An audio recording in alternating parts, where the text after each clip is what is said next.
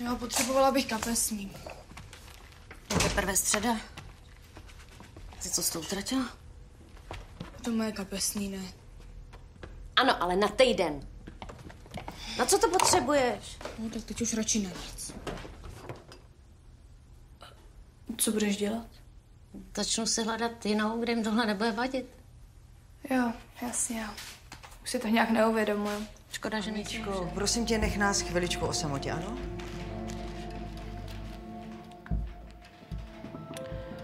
Takže to jsou moje peníze? Ne, to nejsou tvoje peníze, to jsou dědovy peníze. Ale je na nich moje jméno, takže děda mi je chtěl dát. Aničko, Veroniko, prosím tě, uklidni se. Paní Fuchsová, bylo by možné, abychom si tady někde promluvili v klidu. Můžeme jít. Víš vůbec, jak mám posraný život? A jenom kvůli tobě. Kdo jsi? A co jsem ti měl udělat? Jak můžeš na všechno tak rychle zapomenout? A mně se všechno vrací, úplně všechno, chápeš? Já tě nenávidím. To nejde.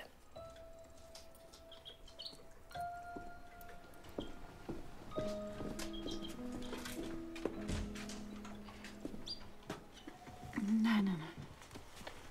Táta ti koupil šátek. Teplý. Moc hezký. Půjdeš se podívat?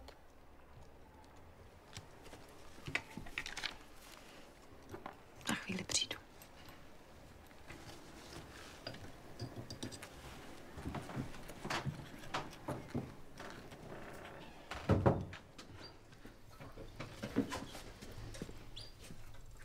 Šest zlatých. 6.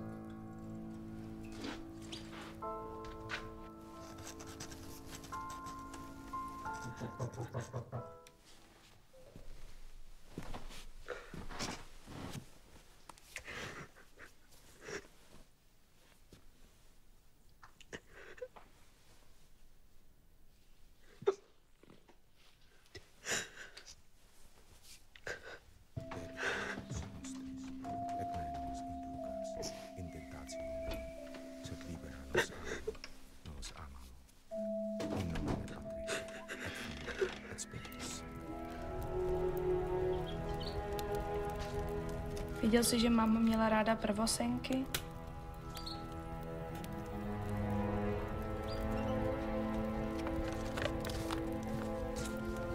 Taky na sebe musela všechno povědět.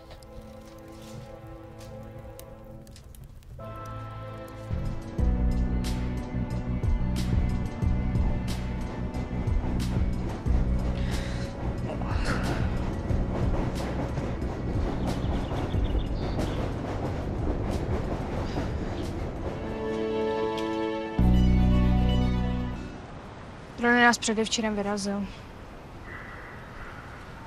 Máš od něho?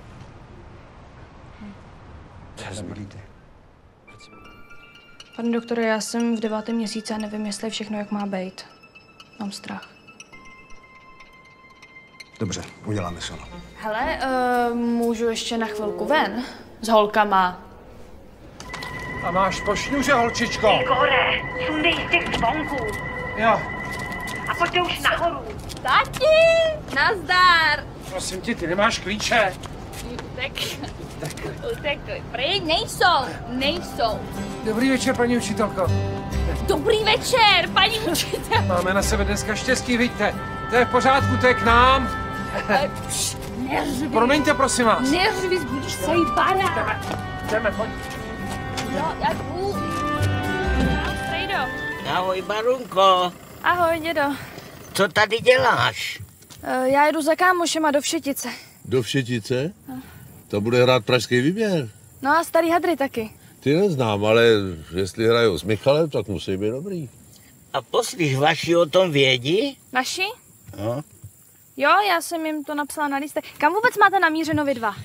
No. Jsem je musela nechat někde tady, nebo co? Co je? Alex, to je... To je co? Tati, ale ono je to hrozně důležitý. Už jsem řekl. Tak já ti taky něco řeknu. Já chci do děcáku. Půjdeš. Jsem ti říkala, volal mi operátor, jestli nechce lepší tarif.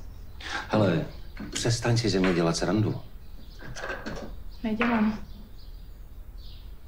Takže tomu operátorovi si říkala, že nepotřebuješ dalšího starého chlapa, co by si myslel, že mu patříš? No, on to byl takovej starý dědek a pořád poučoval. Tak dost už. Ty jsi opravdu příšernej,